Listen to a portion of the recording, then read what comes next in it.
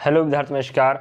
New Narmada institute coaching से स्वागत है। हम आपके लिए जीके स्टडी को बढ़ाते हुए एक नया टॉपिक ले रहे हैं जो आपके विज्ञान के क्षेत्र में है और यहाँ से साइंस का एक प्रश्न जरूर आता है, तो इस टॉपिक कवर करना है। तो इतिहास के प्रश्न हो, चाहे संविधान के प्रश्न हो, चाहे राजनीतिक प्रश्न हो, चाहे आपका अर्थशास्त्र भूगोल को हो, चाहे किसी भी खेल क्षेत्र का हो, हम समस्त जो महत्वपूर्ण टॉपिक है सभी टॉपिक कवर करवाएंगे। तो यहाँ से साइंस के टॉपिक ले रहे हैं, प्रमुख कृषि क्रांतियाँ एवं उनसे संबंधित क्षेत्र। यहाँ से एक प्रश्न जरूर पूछता है, तो चाहे वो एसएससी, बैंक, रेलवे, चाहे स्टेट लेवल एग्जाम की बात हो, तो साइंस का प्रश्न यहाँ से बनने का चांस रहता है। तो चलिए, तो हम पहला यहाँ पकड़ते हैं। टॉपिक नाम क्या है? प्रमुख कृषि क्रांतियाँ एवं उनसे संबंधित क्षेत्र। यहाँ से प्रश्न जरूर आता है। तो जैसे हरित क्रांति, हरित क्रांति की बात करें तो क्रांति का उद्देश्य क्या था और जन्मदाता कौन यहाँ पर सब दिया है। हरित क्रांति का उद्देश्य कृषि उत्पादन में तकनीकी सुधार द्वारा खाद्यान्न उत्पादन में आत्मनिर्भरता प्राप्त करना था। इसका श्रेय डॉक्टर नॉर्मन बोरलॉग को जाता है, मैक्सिको रहने वाले थे, एवं भारतीय परिक्षेप में डॉक्टर एम.एस. स्वामीनाथन को जाता है। अगर यहाँ पर बात करें हम हरित क्रांति का शुरुआत है 1966 और 67 में हुआ था और हमारे भारत में हरित क्रांति का प्रभाव अधिकतर खाद्यान्न फसलें कौन गेहूं व चावल पर दिखा था। जब हरित क्रांति की शुरुआत हुई थी उस समय गेहूं व चावल उत्पादन में हमारे भारत में अच्छा हुआ था, कह सकते हैं। तो वो हरित क्रांति का देन था। और विश्व में हरित क्रांति का श्रेय किसको जाता है? डॉक्टर नॉर्मन बोरलॉग, जो मैक्सिको के रहने वाले थे। और यहाँ से प्रश्न पूछ चुका है। और भारत की बात करें तो भारत में हरित क्रांति का श्रेय हमारे एम.एस. स्वामीनाथन को जाता है और इन्हें 2024 में भारत रत्न से नवाजा गया है, इस बात को ना भूलें। और हरित क्रांति का उद्देश्य क्या था आप सुन चुके हैं और देख चुके हैं। कृषि उत्पादन में तकनीकी द्वारा सुधार द्वारा हरित मतलब कृषि के उत्पादन को बढ़ाना है, तकनीकी सुधार द्वारा खाद्यान्न उत्पादन में आत्मनिर्भर प्राप्त करना था भारत को। ठीक है, मैंने उद्देश्य था। अब रही बात यहाँ पर, अब यहाँ बात कर लेते हैं श्वेत क्रांति की। याद रखेंगे विश्व में कौन है हरित क्रांति के जन्मदाता और भारत में कौन माने जाते हैं और हरित क्रांति में किस क्षेत्र का विकास हुआ था और उद्देश्य क्या था। ठीक है, अब श्वेत क्रांति की बात करें तो श्वेत क्रांति से आप समझ में आ रहा है, श्वेत मतलब होता है सफ़ेद, और सफ़ेद तो बात करें तो श्वेत क्रांति का संबंध दूध से था। प्रश्न पूछ चुका है और आप लोग इसे याद कर लीजिएगा। श्वेत क्रांति का संबंध किससे है? दूध उत्पादन। ठीक है, तो दूध के क्षेत्र में उत्पादकता बढ़ाना, जिसके लिए ऑपरेशन फ्लड नामक योजना प्रारंभ किया गया था, जिसका श्रेय भारत के डॉक्टर वर्गीस कुरियन को जाता है। यहाँ श्वेत क्रांति का संबंध अगर आपसे पूछा जाए तो आप क्या बोलेंगे? दुग्ध उत्पादन से और दुग्ध उत्पादन को बढ़ावा देने के लिए था और इसी के लिए एक योजना चलाया गया था, ऑपरेशन फ्लड। तो अगर आप पूछा जाए ऑपरेशन फ्लड का संबंध किस क्रांति से, आप क्या बोलेंगे? श्वेत क्रांति से है। और श्वेत क्रांति से तो है, बट श्वेत क्रांति का संबंध किससे था? हम क्या बोलेंगे? दुग्ध उत्पादन। ठीक है, और श्वेत क्रांति का श्रेय, ऑपरेशन फ्लड का श्रेय किसको जाता है? भारत के डॉक्टर वर्गीस कुरियन को जाता है। अगला है पीली क्रांति। पीली क्रांति की बात करें तो पीली क्रांति का संबंध खाद्य तेलों तथा तिलहनों फसलों के उत्पादन में वृद्धि करने से था। पीली क्रांति जो लाया गया था इसका मूल उद्देश्य था कि जो खाद्य तेल, खाने वाले तेल होते हैं, खाने वाले तेल और तिलहनी फसलों के उत्पादन में वृद्धि करना था। अगला है स्वर्ण क्रांति। स्वर्ण क्रांति का संबंध फल या बागवानी में वृद्धि करना था। गोल क्रांति के संबंध आलू उत्पादन एवं आलू के क्षेत्र में वृद्धि करना था। गोल आलू तो गोल होता नहीं सभी आलू, बट हम कह सकते हैं गोल क्रांति का संबंध किससे था? आलू उत्पादन से था। अब आप कहेंगे आलू गोल होता नहीं है, कुछ आलू गोल भी होते हैं और कुछ गोल नहीं होते हैं, बट आप भाई याद रखना पड़ेगा क्योंकि गोल क्रांति का संबंध किससे? आलू उत्पादन से। ठीक है, अगला पॉइंट है मूंग क्रांति। मूंग क्रांति मोटे अनाज उत्पादन वृद्धि, मोटे अनाज जैसे ज्वार, बाजरा, मक्का इसमें आते। ठीक है, मोटे अनाज के लिए मूंग क्रांति लाया गया था। अगला आप देख सकते हैं यहाँ क्रांति बहुत काम की, ध्यान रखें, और अनेक एग्जाम में यहाँ से प्रश्न पूछ सके, इसलिए हम इस टॉपिक को ले रहे हैं आपके लिए। अगला आप देख सकते हो सदाबहार क्रांति। सदाबहार क्रांति, इसका उद्देश्य था जैव तकनीकी द्वारा कृषि के समग्र विकास हेतु, कृषि के समस्त क्षेत्रों में विकास करना था। लेकिन क्या जैव तकनीक द्वारा, ठीक है, जैव तकनीक द्वारा करना था। अगला है गुलाबी क्रांति। गुलाबी क्रांति झींगा या प्याज उत्पादन वृद्धि करना था। यहाँ भी प्रश्न पूछ चुका है।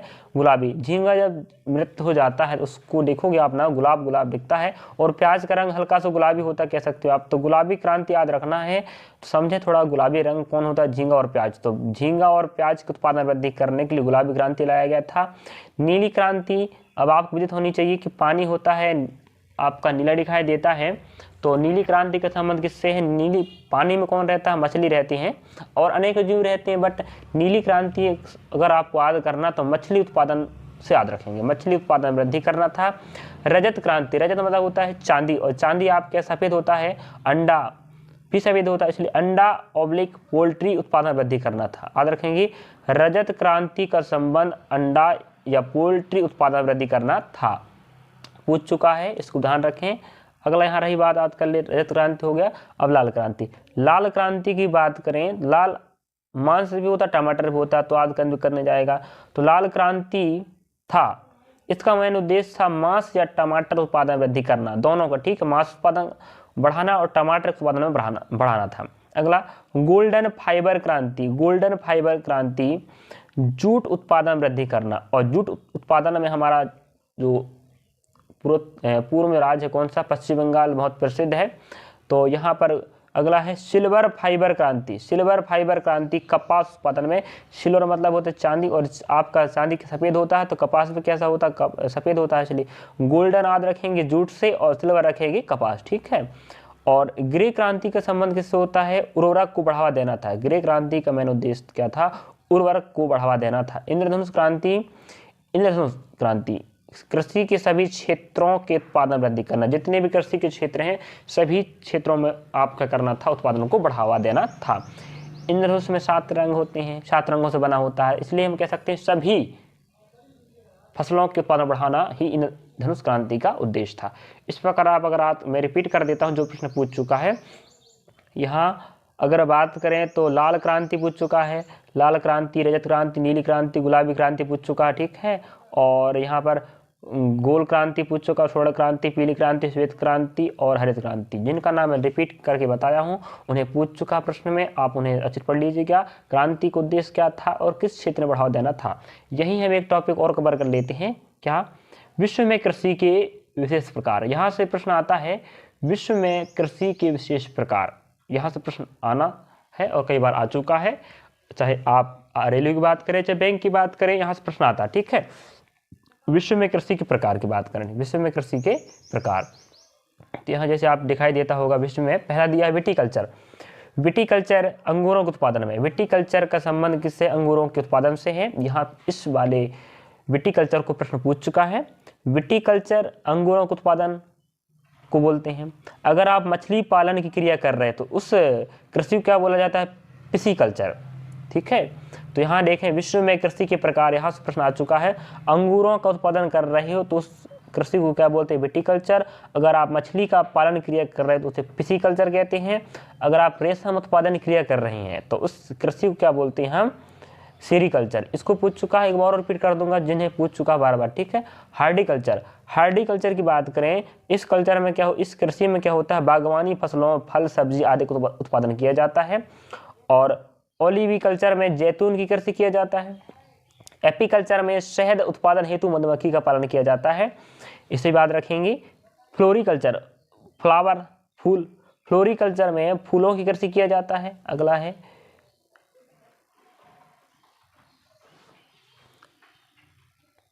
अगला आप देख सकते हो क्या दिया है, फ्लोरिकल्चर हो गया। अब आपके पास है सिल्वीकल्चर। सिल्वीकल्चर में वनों के संरक्षण एवं संवर्धन से संबंधित क्रिया किया जाता है। और ओलेरीकल्चर में पौष्टिक शाक सब्जियों की कृषि किया जाता है। वर्मी कल्चर में, वर्मी होता है कीड़ा, मतलब कृमि कह सकते हैं ना, तो कृषि उत्पादन वृद्धि हेतु केंचुओं का पालन। केंचुआ को कहा जाता है किसान का परम मित्र, और केंचुआ की कृषि कर रहे हो तो उसे वर्मी कल्चर कहते हैं, ठीक है। तो मोरीकल्चर, मोरीकल्चर में रेशम कीट हेतु कृषि। और जैसे आप ऊपर देख चुके हैं क्या, सेरीकल्चर। सेरीकल्चर में क्या होता है? रेशम उत्पादन क्रिया होती है। और रेशम उत्पादन करना है तो जो रेशम कीट होता है वह शहतूत की पौधे में रहता है, तो शहतूत की कृषि करना मोरिकल्चर कहलाता है। और एरोपोनिक्स, एरो मीन्स होता है एयर, ठीक है, एरोपोनिक्स मतलब होता है पौधों को हवा में उगाना।